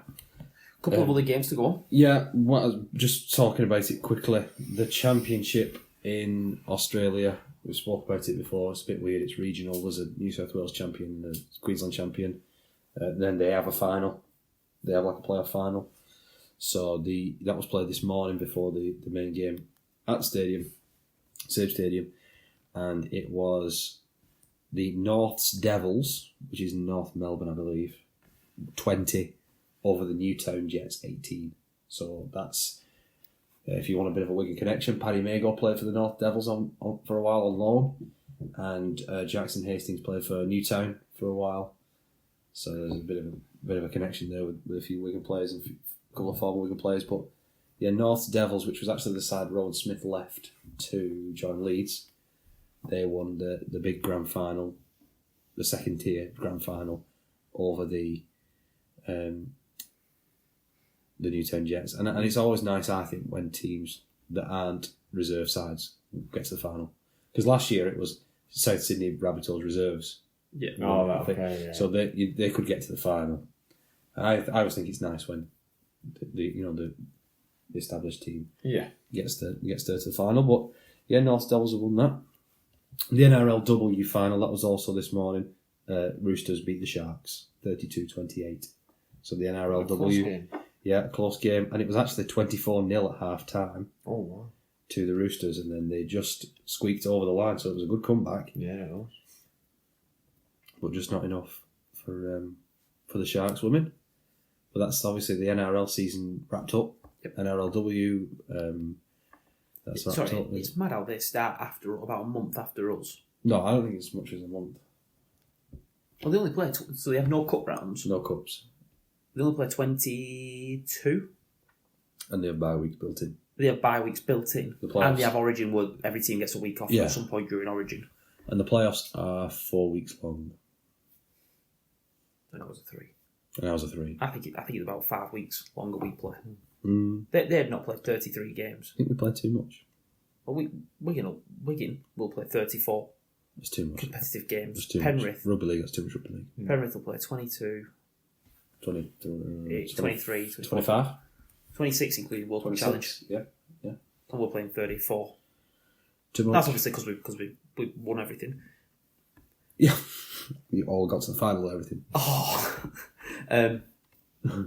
But they're having big issues over there about how much pre-season they get and not having enough time with internationals and building in some space for just pure Origin. And international football is having a month out there. Well, they're having internationals coming up, aren't they, with the Pacific Championship? But they're talking about a month for Origin and an international series. I don't think you can stop the league for a month. But they're talking about they've got too many games, things like that. So You could maybe do a 2 week and a 2 week. Yeah. You can't stop the whole that's league for a month. 2 week and 2 week. That's what they do with thing, isn't it? In Rugby Union in the Six Nations. Is it? That runs on a 2 week, and then they play 2 weeks. Oh yeah, there is a gap in the Six Nations. Yeah. We'll see what they do with that. Women's game today. Yeah. York went. Was that St Helens, wasn't it? Yeah. Yeah, back-to-back champs, York, aren't they? Yeah. They won it last year, but they beat Leeds in the final last year. Can't remember. But yeah, I think Saints were the favourites. And Yeah, they were. York have done well to turn them over. 18 points to 8. It stops Saints getting the treble. Love that. Saints were on for the treble, I think. Did they finish top? They must have done if they got them. Yes. They must have done if they were hosting the final. Yeah, they did, yeah. And they won the cup because we were there for that. So yeah, stop Saints getting a treble. Good for York. I mean, York's a club I'd like to see do well. Yeah. Women's obviously are doing well already, but the men's teams, well, I'd like to see them do well. Yeah. A good location, isn't it? Good location. Big part of Yorkshire. Good history. Obviously. Good history too. I'd like to see York do well. Yeah, I don't think they made the playoffs this time, did they? No, they haven't made the playoffs. Right. Oh, they did, yeah, they did. They're still in. Still in. You want to talk us through that then? I mean, it doesn't really matter because IMG's deciding who's coming up. Yeah. But the playoff, It's for IMG points. Bradford have knocked out Featherstone. Yep. York have knocked out Widnes. So you've got York against Wakefield, Bradford against Toulouse. So that's second against third, Bradford and Toulouse, and Wakey against York, which is first v fourth. Sorry. So the top four teams have got to the semis. Top four through to the semis. Widnes, obviously, they finished fifth, they're out, and Featherstone finished sixth, they're out. I'm expecting Wakefield to walk it. Yeah. But you never know. We've expected teams to walk it before. Remember, Toronto were expected to walk it.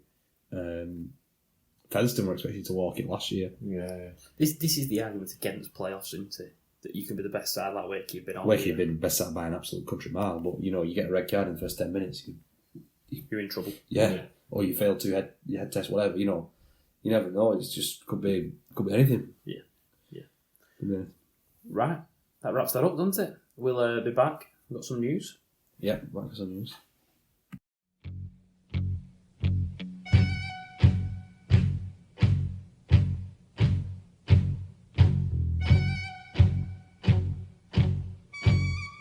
Okay, so our last segment of the episode this week is going to be the news. We've got a couple of pieces of news to get through here, so plenty of talking points to discuss. First one, probably the biggest piece of news I would argue maybe this week, Sam Tompkins. So obviously, okay, he was retired for this season. Catalan's going through some issues, as we know, lost a couple of players at the end of last season, important players, one of which being Sam Tompkins, had issues in the middle of this season with the 3 players leaving, issues underperforming, and he came out of retirement to try and help. And he's decided, he was asked a couple of weeks ago on Sky Sports, was he going to go again? He said he was 50-50. He's now said he's going to continue on for next year. So Tompkins, he'll be nice to go around alongside again. Kiri and whatever. So he's gone from playing... He was going to play 8 games last year and ended up playing all of them. Retired. Come back, played 2 or 3? I think it was about 5. I don't even know if it was that many, to be honest. Now he's coming back to play... He said 15 or 16 next year. I don't know. Do you know what I don't like about this? And I love Sam Tompkins. I know I should relish the fact he's back and savour every moment of it, because he's a once in a lifetime. Growing up, he was the superstar in Super League as we were kids. He's the biggest superstar of Super League. Yeah, but the problem I've got with it, there was such the big. He ended. He had Old Trafford. He had the fairy tale. He did the documentary. And now he's come back. So I feel like when he eventually he hangs up his boots again, it'll be like, yeah, but he's done it before. In like, that do you know what I documentary, mean? his knee looked gross. It was scary. He looked hasn't got one, has he? Let's be honest. It was all over the place. His knee looked gross. I've just got to mention it because I've just thought about it, and I'm sorry for interrupting this, but do you see Partington and Nicarima? Oh. Partington posted glad to be at Salford. Goodbye, Thank you for my Salford. time. Off to Catalan, and Nicarima commented, "Good luck. Just don't go to any concerts." Just reminded me then after you said about the 3 sackings. Well, also Catalan obviously have a social media intern who schedules all the happy birthday posts because they wished Jade and Nicarima a happy birthday the other day, and a picture of him with his Catalan kid. Unless he was just being nice, trying to rebuild bridges. I don't know how Nicarima could play them. No, he went to a concert instead of going to If it work. was sicky and even work and went to a concert, you'd get disciplined, you'd get sacked, wouldn't you? We'd all lose our jobs for you that. know what I mean? So, yeah, I've got really no sympathy for him there, really. Similar kind of news, Isa is going around again. Yeah. A couple of people So wondering glad if he was going to come back. Obviously, it was a very bad injury he suffered. Oh, horrendous. Getting on a bit for a rugby league player anyway. But he decided he's done a 1-year extension, so it seems like he's going to do 1 year Serie Fields maybe at the end of the next year and see take it from there. But no, that's good news. I think I love having Weasley. I was really upset that could have been the end of his Wigan career. Yeah. And he's gone out like that. Do you know what I mean? With an injury, so nice. He's going to hopefully retire on his own terms, on his feet when he wants to. And I think even. I know some people saying, well, in December, can you drop him for Isa without his play this year? But just having him in the squad, I think he still do a job in a 17-man squad. Listen, I think he can play in the middles if you want someone to play a game there. He can play second row. He'll be your 18th man and he'll give you loads on game day. Yeah. He can play centre if you pick up some injuries there and you need someone to fill in. I think he'll be on the extended bench every week. Either on the bench or on the extended bench every week. And next year, when they do the squad numbers, they'll probably keep his number 11. Do you reckon? Yeah.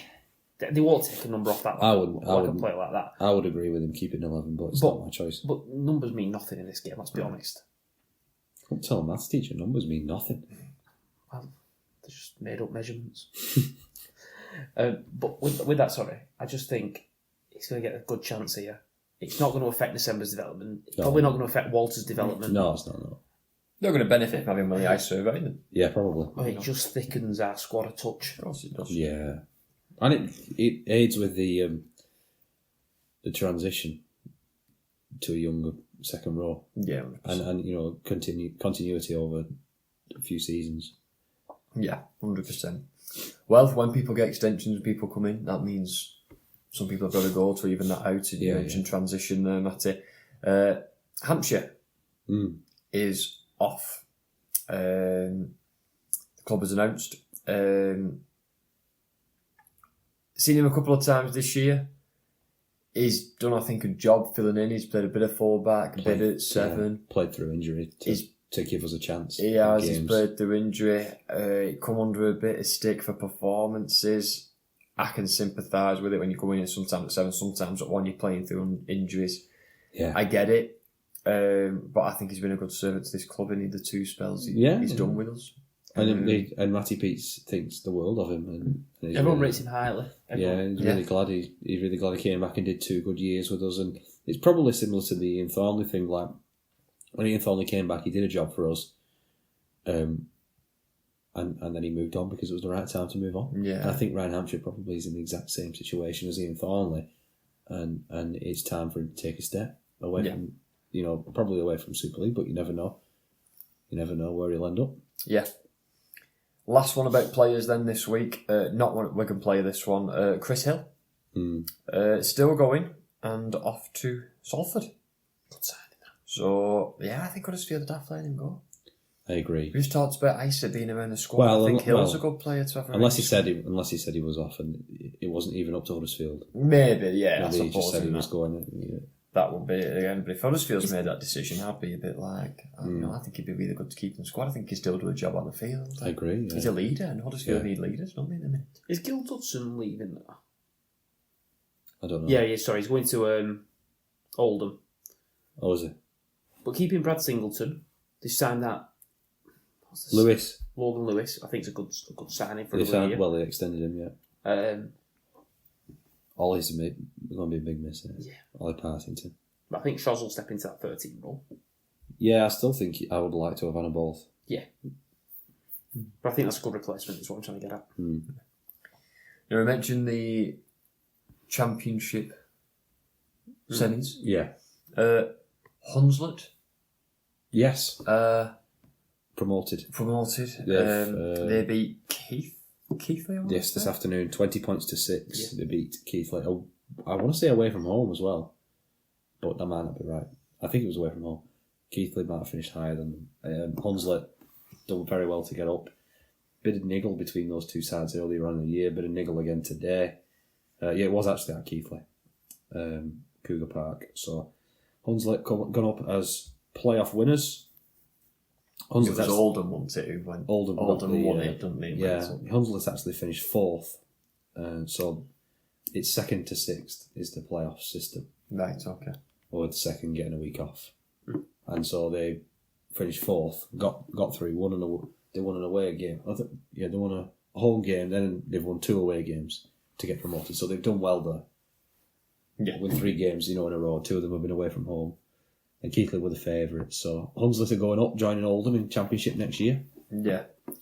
Well, next one, we mentioned about how the playoffs... we've enjoyed the playoffs, and we mentioned about this before, about the attendances. And it seems like, again, the statistics have shown this. Playoff attendance for this playoff series in this semi-finals this week has been the best playoff attendance since, was it 2004, I want to say, or something like that. We talked about this before, didn't we? But obviously great for the game. We talked about why it might have been that it's faded off in recent years, but good for a sport that's back on the up. Yeah. Because that's what we want. Bit of controversy. Robert Hicks. In rugby league? In rugby league. And with, again, a referee. It's so an ex-referee, should I say. It's so annoying. We just had 2, well, it was actually just before two amazing semi-finals, and it was like setting up for two amazing semi-finals, and everyone was really hot for these semi-finals, and tickets had been flying off the shelf, and then the day before, Robert Hicks has been suspended in it. There's someone else been suspended as well. Pending investigation. There's two of them. It's not just Robert Hicks. Come on, please, Rugby League, stop doing this to yourself. I'd just say that it isn't just Robert Hicks, but he's the one that most people know of. There's two of them in there. Heard of them. Finds a way to shoot itself in the front of the league, doesn't it? Yeah. It needs to stop, doesn't it? I know. Can we go back to the time when Kinsey was falling in potholes? I know, and balls were loose on the pitch. Yeah. Those three weren't. What was the third story? I don't remember. I can't remember. Somebody's name was probably spelled wrong on the back of his shirt or something. I don't know. I can't remember. And then, at this time of year, grand finals, semi-finals, the thing that always comes up again is the end of year awards, the Man of Steel awards and nominations. So obviously, the ceremony, I'm right in saying, is the night before? It's Tuesday. It's on Tuesday. Oh, is it midweek? Yeah, it's right, Tuesday. okay, I got it wrong. Right, so But it's midweek. dead late on. Well, I don't know. It was last year. It was dead late on last year. Right, okay. Like, Bevan French only got announced at about 11:15. Right, okay, so it's late on midweek. So obviously, nominations for the Man of Steel, obviously the main one. We've got Mikey Lewis, we've got Mark Sneed, and we've got Matt Duffy. Yeah. Couple of people, again, this is how the system works. And obviously, again, if we're going by this system, that's just the way how it is. Yeah. But it has been called out by pundits. I know John Wilkin has been very vocal on this. You thought Williams should have been in? Yeah, I mean, the Man of Steel, has always been the best player in the league that year. And he's kind of saying we've got people there who would say, again, Derek Beaumont's been very vocal about. George has missed a lot of games, hasn't he? Well, this is the thing, isn't it? Are you going off who's the best player in the league, or are you going off how many games have been played? Because obviously, if you're going off best players in the league, George Williams and Bevan French are in that conversation, aren't they? Yeah. They would be the 100%. best player in the league, no matter what. The same way you could look at the Premier League and go, De Bruyne's the best player, but he's not played half the season. So what's the line? Is there a minimum amount of games? Well, this is what I'm saying. This is the thing that goes back to the system, doesn't it? Yeah. So I don't know. I think those three people have had brilliant seasons.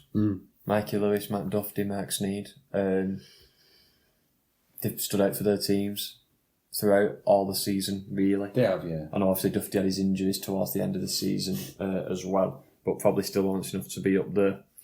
Who's your money on? Who would you give it to? Lewis. I think Lewis. Yeah, I think so. I think when I saw him next to those three, I thought if it's those three, it's I'll be got to be honest. Lewis. My opinion was whoever won between Duffy and Lewis this weekend. Whoever won the semi, I think they'd that have been player favourite, got Doesn't right. matter, Yeah. doesn't affect it though. I know, but it does. You get to a grand final. Well, it's all based on points, isn't it? And the points stopped on round 27. But did the points not just select who's the top three? Oh, Is it not how it the works? journalists who vote I don't know. after that? Sorry, I might be wrong there. I don't know. There is a Wigan player up for Young Player of the Year in December. Yes. Has been nominated along with Matty Nicholson and George Delaney. George Delaney. So at they're all St. forwards. Yeah, it's unusual that they're all forwards. Yeah.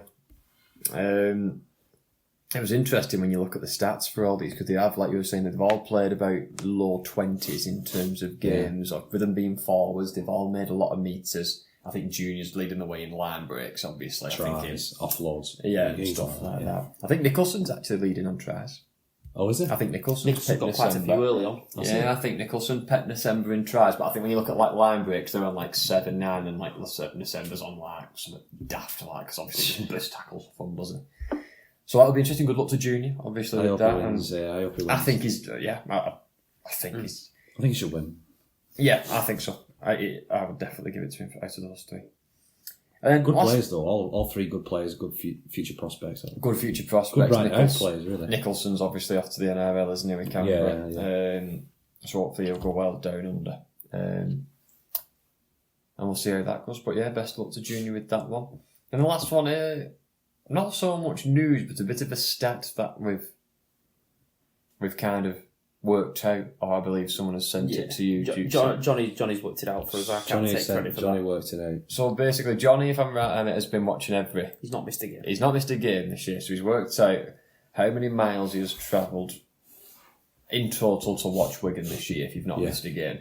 And the mileage comes out at 4,592 miles, about 7,400 kilometres. Yeah. I don't know, 50 miles-ish there and back. Well, yeah, for next week. For next week, yeah. So obviously you can add that in as well. And then, Matty, you've just put that into a website and found out that if you take the 4,600 miles and you start off in Wigan and go 4,600 miles, you can get to Mumbai. So that is the distance, if you want to put it into there. It's like a 9-hour flight. I know. If you've watched Wigan for every game this year. So crazy, isn't it? It is crazy. It is crazy, and it shows. Spent plenty of money. Yeah, plenty of money. It's expensive. It's expensive watching a team at the top of the table. I'll say that. Just had Vegas in next year. Oh well, it might be for the best that the three of us are on term time and can't make it to Vegas for our wallets. But yeah, so there you go. So fair play to all the fans and like people actually who's never missed a game. Yeah, unbelievable. Very put good. that in it. Much big commitment to the club. And then the final piece of news, which we're going to kind of end today's episode on, is there's a bit of news regarding us. Yes. The Wigan Way podcast. We did a similar thing last year when we got to the grand final. There will be a grand final preview episode. Special. So normally after the news we would go into predictions. We're not going to go into... Well, we always predict Wigan anyway, so there you go. There's our prediction spoiled, but we're going to be doing a grand final. Yeah. Special We're preview. not going to be talking about what we think is going to happen in the game. We are going to be saving that for the grand final preview special. Yes. Midweek. Yeah, so it'll come out kind of later on midweek this week. Once So obviously we've got it recorded and edited. We've got some ideas for how it is going to work. Yeah. But make sure obviously you keep your eye out and make sure you look out for that possibly. Maybe Pipeline is also Tuesday, Wednesday, Thursday time.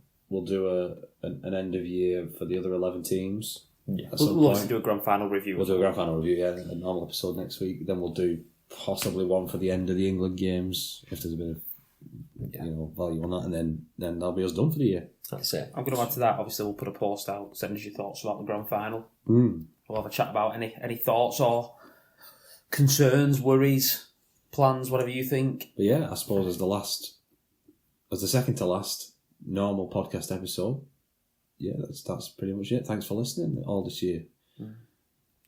I'm just going to stop for a second. Who'd have thought, after going Cass after that first game, This year? this year, first game of the season, went to Cass. Thompson goes off with his HIA. All I was thinking about was how wet I was. Yeah, Absolutely. I've never been as wet in my life. Drenched. But Just torrential rain for, only the first half, luckily, but I was still drenched. But who'd have thought that we'd be sat here now, Sunday, 6th of October, Yeah. counting down 6 days to get to the grand final, with 3 out of 3 trophies. Yeah. We've won the last 5 in a row. Yeah. Potentially going to... I think this will be the record for most trophies consecutively. I think it is. I think current level. Is 5 level or 6? 5's level, isn't it? Or is 6 5. level? Saints have done 5. So we've got to go for the record. Since we started this podcast, there's only one trophy we've not won. One trophy since we started this. And that was the whole KR semi. Okay, that's me. Yeah. Yeah. We won the Challenge Cup last year. That's it. Well, we don't want to take credit for that, but there's a correlation there, lads. Right. But no, it's been brilliant, like you said, Tom, and the opportunities Wigan's given us and the opportunities we've had doing this podcast to interview players, to interview Chris Radlinski, to be at the Challenge Cup final, have people turning round and seeing our Wigan Way t-shirts and be like, oh, it's the Wigan Way, lads, listen to your podcast. And, I suppose when you two started this set, and I kind of jumped on board a couple of weeks after that. It's been brilliant, hasn't it? It's opened so many opportunities. We've been involved. The club has helped us out and got on board so much, and it's been absolutely fantastic. And hopefully there's some more of that coming soon. Like they might get involved again soon. Hopefully. Yeah. But yeah, we'll go.